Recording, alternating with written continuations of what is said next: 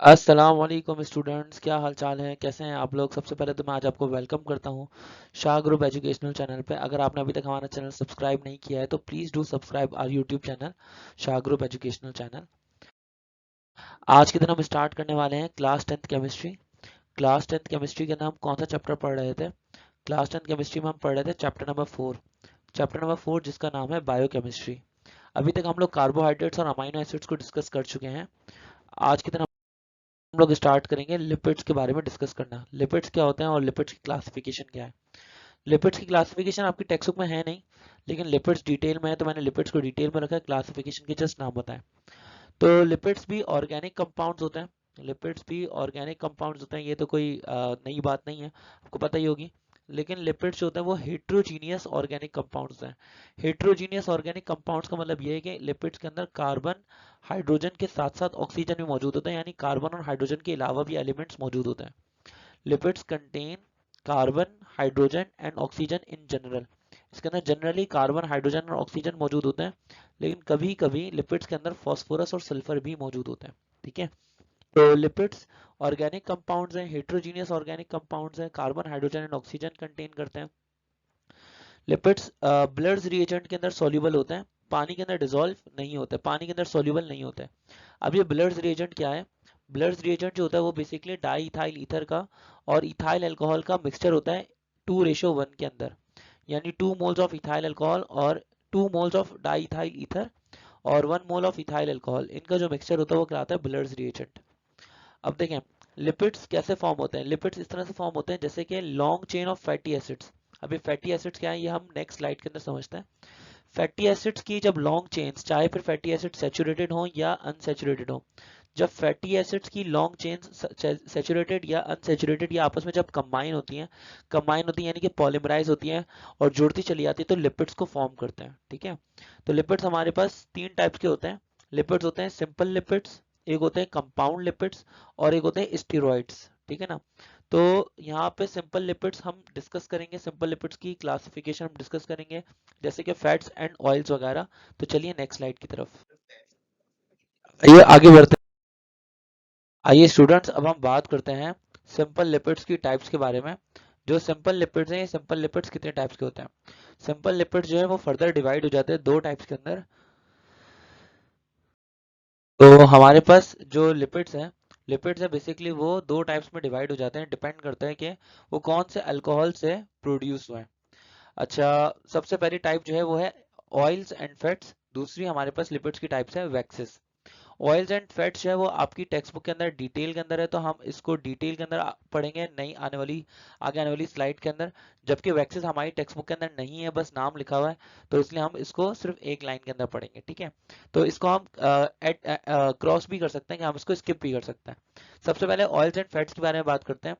तो oils and fats ये basically ऐसे लिपिड्स होते हैं कि जब इनकी हाइड्रोलिसिस की जाए, जब इन लिपिड्स को पानी के अंदर डिसॉल्व किया जाए, तो ये लिपिड्स प्रोड्यूस करते हैं फैटी एसिड्स और ट्राइहाइड्रिक अल्कोहल्स। ठीक है ना, तो हमारे पास ऑयल्स एंड फैट्स का फॉर्मूला होता है CH2 और लॉन्ग चेन होती है, ये लॉन्ग चेन है।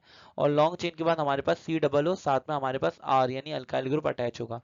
ये अल्काइल ग्रुप चेंज हो सकते हैं हर अलग अलग लिपिड और फैट के फॉर्मूला के हिसाब से। वैक्सीज की बात करते हैं। वैक्सीज ये ऐसे लिपिड्स होते हैं कि जब हम इनकी हाइड्रोलिसिस करें, तो इनकी हाइड्रोलिसिस करने पे हमें फैटी एसिड्स मिले और साथ में मोनोहाइड्रिक अल्कोहल्स मिले, तो हम इनको कहते हैं वैक्सीज। यहाँ पे क्या मिल जाते हैं? यहाँ पे ट्राइहाइड्रिक अल्कोहल्स मिल जाते हैं। लेकिन अब वक्त है कि हम ऑयल्स एंड फैट्स को थोड़ा गहरी नज़र से पढ़ें, इनके दरमियान में डिफरेंस जाने ऑयल्स एंड फैट्स के दरमियान में। तो ऑयल्स एंड फैट्स के दरमियान में काफ़ी ज़्यादा डिफरेंसेस होते हैं, तो आइए ज़रा स्टार्ट करते हैं फैट्स और ऑयल्स। सबसे पहला पॉइंट फैट। फैट के दरमियान में बात करते हैं। फैट्स जो होते हैं जैसे कि मान लें घी हो गया या बटर हो गया, जैसे घी हो गया या मक्खन हो गया या पनीर हो गया, सही ना, पनीर को हम लोग बोलते हैं चीज हो गया। तो ये हमारे पास कहाँ पे आ जाएगा? ये हमारे पास फैट के अंदर आएगा। ठीक है ना, तो फैट्स के अंदर सबसे पहला पॉइंट हमें क्या लिखना है कि फैट्स, फर्स्ट पॉइंट ये है कि fats are the fatty acids, long chain of fatty acids but saturated. तो मैं लिख देता हूँ fats are long chain of fats are long chain of saturated fatty acids. ये लॉन्ग चेन है किस चीज के? लॉन्ग चेन है सैचुरेटेड फैटी एसिड्स के। ठीक है ना, लॉन्ग चेन होती है ये सैचुरेटेड फैटी एसिड्स की। जबकि अगर हम ऑयल की बात करें तो are oils are oils are ये ना, ये भी लॉन्ग चेन होती है फैटी एसिड्स की, लेकिन अनसैचुरेटेड फैटी एसिड्स की। Oils are long chain of unsaturated unsaturated fatty acids, ठीक है ना, अनसैचुरेटेड फैटी एसिड्स, ठीक है ना। अब आगे बढ़ते हैं, जरा हम बात करते हैं सेकंड पॉइंट की। तो सेकंड पॉइंट ये है कि fats are solids at room temperature. Fats are solid at room temperature, ये रूम टेम्परेचर पे सॉलिड होते हैं। और यहाँ पे अगर हम बात करें ऑयल की, तो जो ऑयल का सेकंड पॉइंट है, ऑयल जो होता है वो लिक्विड होता है रूम टेम्परेचर पे। Oils are liquid oils are liquid at room temperature, ये रूम टेम्परेचर पे लिक्विड होते हैं, सही ना। फैट्स कहाँ से हासिल किए जाते हैं? फैट्स हासिल किए जाते हैं एनिमल से। तो ये एनिमल ड्रिवन होते हैं मोस्टली, एनिमल ड्रिवन यानी कि नेचुरल प्रोडक्ट होते हैं, एनिमल ड्रिवन, ये एनिमल ड्रिवन होते हैं मोस्टली। और यहाँ पे हम इसको बोल सकते हैं कि ये नेचुरल प्रोडक्ट है, ये कुदरती तौर पे पाए जाते हैं, सही ना, ये नेचुरल प्रोडक्ट है ये। इसी तरह से अगर हम बात करते हैं ऑयल की, तो oils are plant driven, oils are obtained from oils are obtained from plants, ये हासिल किए जाते हैं प्लांट्स से। प्लांट्स हासिल किए जाते हैं, जैसे कि हम इसको सिंथेटिक प्रोडक्ट कह सकते हैं, सही ना, सिंथेटिक प्रोडक्ट यानी कि आर्टिफिशियल प्रोडक्ट भी हम इसको कह सकते हैं, ठीक है ना। अब हम आगे बढ़ते हैं। जो फैट्स हैं, ये फैट्स हमारे कोलेस्ट्रॉल इंक्रीज करते हैं, दे इंक्रीज कोलेस्ट्रॉल, सही ना, ये हमारा कोलेस्ट्रॉल लेवल बढ़ा देते हैं, दे इंक्रीज कोलेस्ट्रॉल।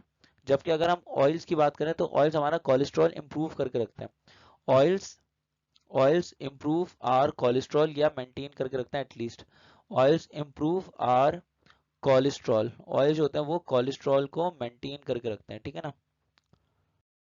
अगर हम मजीद बात करें, फैट्स को हम ऑयल्स के अंदर कन्वर्ट कर सकते हैं, फैट्स की अगर हम हाइड्रोजनेशन करें, फैट्स को अगर हम सॉरी मैं यहाँ पे फैट्स को अगर हम डिहाइड्रोजनेट करें, यानी फैट्स के अंदर अगर हम डिहाइड्रोजनेशन का प्रोसेस करते हैं, उसके अंदर से हाइड्रोजन को लॉस करते हैं, डिहाइड्रोजनेशन का प्रोसेस करते हैं फैट्स के अंदर, तो वो कन्वर्ट हो जाता है किस चीज़ में? ऑयल में कन्वर्ट हो जाता है, ठीक है ना। अगर हम ऑयल की हाइड्रोजनेशन करें, यानी कि ऑयल के अंदर हाइड्रोजन गैस ऐड करें, तो ऑयल के अंदर हाइड्रोजन गैस ऐड करने से वो किस चीज़ में कन्वर्ट होगा? वो फैट्स में कन्वर्ट हो जाएगा। तो ये फैट्स और ऑयल के दरमियान में स्टूडेंट्स डिफरेंस आ गया, हमने 5 डिफरेंसेस पढ़े।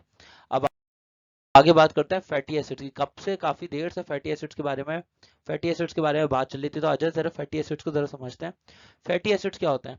Fatty acids basically building blocks होते हैं फैट के, हमारी बॉडीज के अंदर या हमारे खाने के अंदर, जो हम खाना खाते हैं उसके अंदर जो फैट मौजूद होता है बेसिकली वो फैटी एसिड्स से मिलकर बनता है। फैटी एसिड्स क्या होता है? फैटी एसिड्स आप समझ लें कि ये कार्बोक्सिलिक एसिड्स हैं। फैटी एसिड जो है वो कार्बोक्सिलिक एसिड्स हैं, लेकिन इनके पीछे जो चेन होगी वो चेन या तो सैचुरेटेड होगी, तो ये अनसैचुरेटेड फैटी एसिड्स कहलाएंगे। और अगर पीछे चेन जो होगी वो सैचुरेटेड होगी तो फिर वो कहलाएंगे saturated fatty acids. Saturated fatty acids को कहा जाता है फैट्स, और अनसैचुरेटेड फैटी एसिड्स को कहा जाता है ऑयल। ये आपने थोड़ी देर पहले ही पढ़ा था।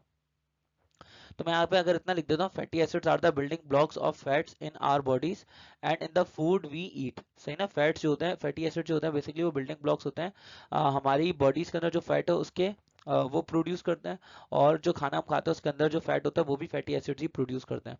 डाइजेशन के प्रोसेस के अंदर जो बॉडी हमारी जो ह्यूमन बॉडी है वो फैट्स को वापसी तोड़ती है, किस चीज़ के अंदर वापसी तोड़ती है? किस चीज़ के अंदर? फैटी एसिड्स के अंदर तोड़ती है। और ये जो फैटी एसिड्स है ये हमारे ब्लड के अंदर एब्जॉर्ब हो जाता है। फैटी एसिड्स के जो मॉलिक्यूल्स हैं ये बेसिकली आपस में ज्वाइन हुए होते हैं, आपस में इन अ ग्रुप ऑफ तीन तीन के ग्रुप्स में ज्वाइन हुए होते हैं और ये एक मॉलिक्यूल बना लेते हैं, वो मॉलिक्यूल कहलाता है ट्राइग्लिसराइड, सही है। अब हमसे एक सवाल पूछा जा सकता है, वो सवाल है what are the sources of lipids, lipids की सोर्सेज क्या है? तो यहाँ पे जरा मैं समझा देता हूँ। डाइटरी लिपिड्स जो होते हैं वो बेसिकली आमतौर पे प्राइमरीली ऑयल्स होते हैं, सही ना। ये लिक्विड होता है, ऑयल जो होता है वो लिक्विड होते हैं रूम टेम्परेचर पर, और फैट्स भी हो सकते हैं। ये जो फैट्स होते हैं ये सॉलिड होते हैं रूम टेम्परेचर पे।